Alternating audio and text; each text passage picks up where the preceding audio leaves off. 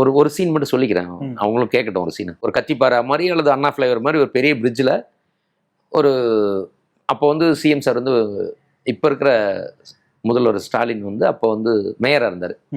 ஒரு மேயர் வந்து கான்வேல வருவார், ஃபுல் டிராஃபிக் ஆகிடும். ஏன்டா டிராஃபிக்னு பார்த்து பந்தவன்ட்ட கேட்பார்.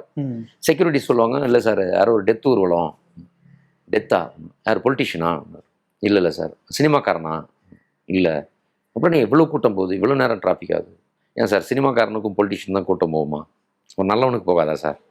ஒரு நல்லவன் சார் அப்படின்னா முதல் முறை ஒரு மேயர் மாதிரி ஒரு கேரக்டர் இறங்கி நின்று, யாரா அப்படி ஒரு சாதாரண நல்லவனுக்கு மிடில் கிளாஸ் பிறந்தில் அப்படி நல்லவனா அப்படின்னா ஒரு ஊர்வலம் போய் பாடிலாம் வைப்பாங்க, வச்சு சுடுகாட்டில் ஒரே சீனுக்கு மட்டும் ஹனிஃபா மாதிரி ஒரு ஆள், அவர் வந்து அவர் வந்து மண்வெட்டியோடு நிற்பார் குழியை மூடுறதுக்கு.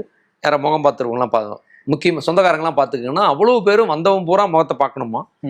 சரி மண்ணு போடுங்க, ரத்த சொந்தங்களாம் மண்ணு போடணும், அவ்வளோ பேரும் மண்ணு போடுவான். ஸோ அந்த மண்ணு போட்டு மழை பெய்ய ஆரம்பிக்கும், அப்படியே ஃபுல் ரொம்பிடும் குழி மேலே வரைக்கும். இப்படி ஒரு மண்வெட்டியில் என்ன செய்ய முடியுமோ அதை அப்படியே வெறும் கையிலே போட்டுருவாங்க. எல்லாருமே ரியலாக அழுவாங்க, எல்லாரு கண்ணிலையும் கண்ணீர் இருக்கும், யாரும் ஃபார்மாலிட்டிக்கு நிற்காம. எல்லாம் கூட்டம்லாம் அப்படி கலைஞ்சு போகும். அவர் வந்து அந்த மண்வெட்டியை தூக்கி இப்படியே மேலே அடிப்பார், அது போய் மரத்தில் மாட்டும், மழை பெய்ய ஆரம்பிக்கும். மண்டியை போட்டு சொல்லுவார், தம்பி எல்லாரும் பார்த்தாங்க முகத்தை, நான் முகத்தை பார்க்காம விட்டுட்டேன். அப்போ தான் சொல்லுவார், பிறந்த எல்லாரும் ஒரு நாளைக்கு சாக தான் போகிறோம், எந்த உயிரும் இந்த பிரபஞ்சத்தில் நிற்க போகிறதில்ல, வந்த வழியை நோக்கி போகிறோம். நான் இடையில எப்படி வாழ்ந்தோங்கிறதுக்கு ஒரே அடையாளம், இங்கே வந்தவங்க கண்ணெல்லாம் கண்ணீரை பார்த்தம்பா. நான் ஒரு 50 வருஷம் இந்த இடுகாட்டில் வேலையாக இருக்கேன், 50 வருஷத்தில் நான் மண்வெட்டியில் மூடாமல் ரொம்ப குழி உனக்கு தான்ப்பா அப்படி இப்படின்னு பயங்கரமாக ரியலாக முகத்தை பார்க்காம விட்டேன்.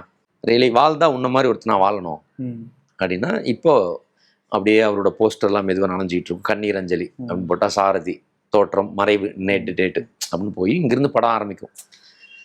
இப்படி இதை சொன்னோடனே ஒரு சூப்பர் ஹீரோ, அவர் சூப்பர் ஸ்டார். அவர் அப்பயே அவருக்கு 39வது படம் அது.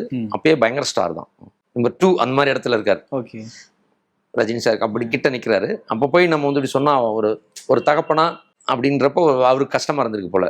விஜய் வந்து தம்பி வந்து முதல் சீனில் அவன் வந்து பல கோடி இதயத்தில் வாழ்ந்துட்டு இருக்காப்புல. நீ வந்து ரொம்ப ஃபீல் பண்ணுறதெல்லாம் ஓகே தான், பட் முதல் சீன்லேயே ஒரு அவ்வளோ பெரிய ஸ்டார் இறந்து போனான்னு ஒரு இன்ட்ரோடக்ஷன் டெட் பாடியாக காமிச்சா எப்படி ஆடியன்ஸ் எல்லாம் ஃபீல் ஆவாங்க, நீ இந்த ஆங்கிள்லேருந்து யோசிக்க மாட்டேறியானாரு. அப்படி சரி சார் புரியுது சார் எனக்குன்னு. புரியுதுல்ல, அதுக்கு தகுந்த மாதிரி ஒர்க் பண்ண. முதல் டிமாண்டு அது, அந்த சீன் இருக்கக்கூடாது. அப்புறம் படத்தில் அவர் சாவக்கூடாது, அது கடைசி டிமாண்டு. முதல் டிமாண்ட், கடைசி டிமாண்ட். வேற ஏதாவது இதுக்கு நீ சால்வேஷன் பண்ணி ஒர்க் பண்ணிட்டு வா.